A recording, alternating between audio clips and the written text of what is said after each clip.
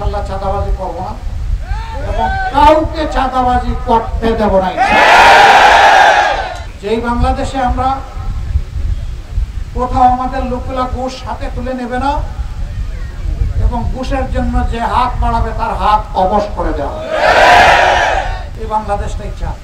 এর প্রমাণস্বরূপ বলেছি জাতিকে সাক্ষী রেখে, বিশ্ববাসীকে সাক্ষী রেখে, জামাতে ইসলামী থেকে আগামীতে মহান মাবুদের ইচ্ছায়, সাহায্যে, আপনাদের ভালোবাসা এবং সমর্থনে যারা সংসদ সদস্য নির্বাচিত হবেন, যদি সরকার গঠনের সুযোগ পায় আল্লাহ ভালো জানেন, তাহলে যারা মন্ত্রী হবেন আগামীতে আমাদের সংগঠনের কেউ সরকারি কোনো প্লট নেবে না আর বিনা ট্যাক্সের গাড়িতে চড়বে না।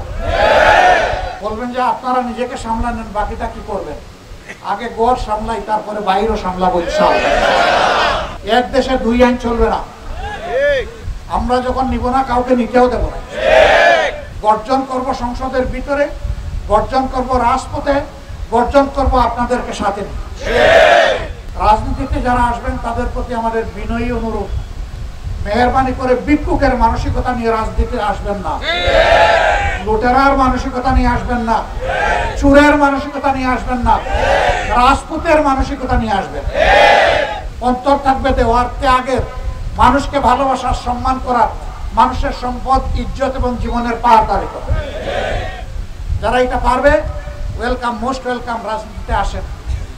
যারা পারবেন না, মানুষের পকেট থেকে টাকা চুরি করে, লুণ্ঠন করে, দেশে বিদেশে সম্পদের পাহাড় যারা গড়ে তুলবেন তাদেরকে আমি অনুরোধ করব, এর চাইতে ভিক্ষা অনেক ভালো, সেইটা করে। এবার মানুষের পকেট কাটবেন না, চাঁদাবাজি করবেন না। চাঁদাবাজি জঘন্য অপরাধ। আপনি হয়তো মনে করছেন চাঁদা নিয়ে একজন মানুষকে আপনি ক্ষতিগ্রস্ত করছেন, না, আপনি 18 কোটি মানুষকে ক্ষতিগ্রস্ত করছেন। যেই ব্যবসায়ীর কাছ থেকে আপনি চাঁদা নেবেন, সে কি তার বাবার জমি বিক্রি করে আপনাকে চাঁদা দেবে? সে চাঁদা দিবে তার ব্যবসার লাভ থেকে, তারপরে তাকে বাধ্য হয়ে জনগণের রক্ত থেকে এটা উঠিয়ে নিতে হবে। অতএব আপনি জনগণের রক্ত চুষা, আপনি চাঁদাবাজ। সম্মানিত ভাইরা, জীবন কয়দিনের?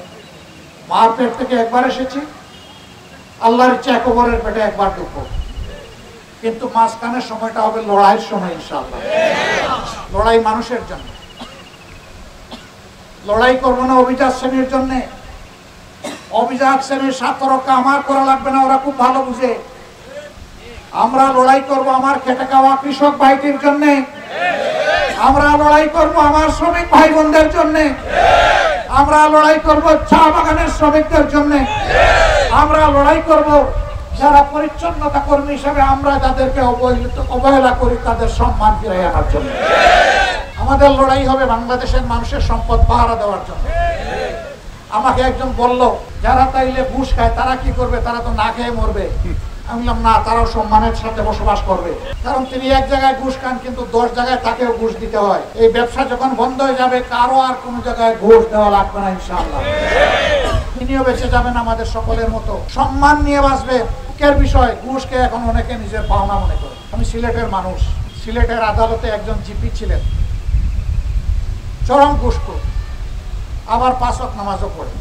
আমি বুঝলাম না সে ঘুষ বুঝলো না নামাজ বুঝলো, আল্লাহ ভালো। একজনের সাথে তার কন্ট্যাক্ট হয়েছে, গিয়েছে জোহরের নামাজের আগে, কয় ভাই রাখো এগুলো হারাম জিনিস, নামাজ পড়ে এসে নেবো, নামাজের আগে দেবো না। নামাজ পড়ে আসছে, ওর বুকে একটু আশা যাচ্ছে, যাক লোকটা তো শেষ পর্যন্ত সেজদা করছে এবং নামাজকে সম্মান করছে। আইসা বললো ভাই এটা না নিলে হয় না। কয় ভাই তুমি কি মুসলমান? তুমি নামাজ পড়ো নি? পড়ছি তো। কয় যে নামাজ পড়ে তুমি আমার সাথে চুক্তি লঙ্ঘন করো কি?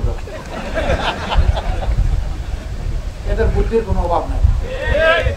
আলহামদুলিল্লাহ, কোরআনের আইন যখন কায়েম হবে প্রত্যেকটি মানুষ সম্মানিত হবে এবং এই ধরনের দুর্বৃত্তদের সকল বুদ্ধিকে বৃথা করে দেওয়া হবে। আজকে যারা আপনি পরিচ্ছন্নতা কর্মী, মেথর আর সুইপার বলে জানেন, সে যদি কাজ বন্ধ করে দেয় আপনি আমি রাস্তাঘাটে চলতে পারবো না। সবাই ভাই বোনগুলো আমার ভিআইপি, আমি কোনো জায়গায় গেলে সাধারণত ভালো কাপড় চোপড় পরা লোকদের সাথে একটু কম মোয়ানাকা করে বুক মেলাই, কিন্তু একটা শ্রমিক দেখলে কান দিয়ে দেখে কেন আনি জানেন? আমি বিশ্বাস করি তার হাড় ভাঙ্গা পরিশ্রম, রক্ত পানি করা, ঘাম ছড়া, তার প্রত্যেকটি টাকা হালাল। অতএব ওই শ্রমিকের গায়ের ঘাম আমার কাছে আতরের মতো লাগে। আমি গর্বিত বোধ করি যে হালাল রুজির একজন মানুষের সাথে আমি বুকটা মিলাইতে পারি।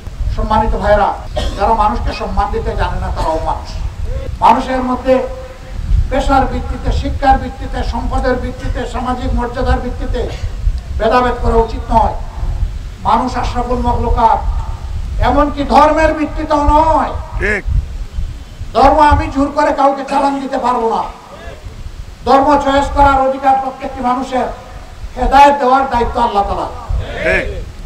আমরা কাউকে হেদায়েত দিতে পারবো না চাইলেও, কিন্তু সে মানুষ, সে আল্লাহর সেরা জীব, তার দায় আল্লাহর কাছে, আমার কাছে নয়। মানুষ হিসাবে অবশ্যই আমি তাকে সম্মান করি, সে যে ধর্মের লোক হোক।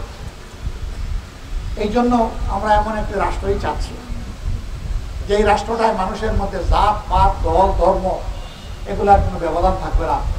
মানুষ সবাই সম্মানিত বোধ করবে।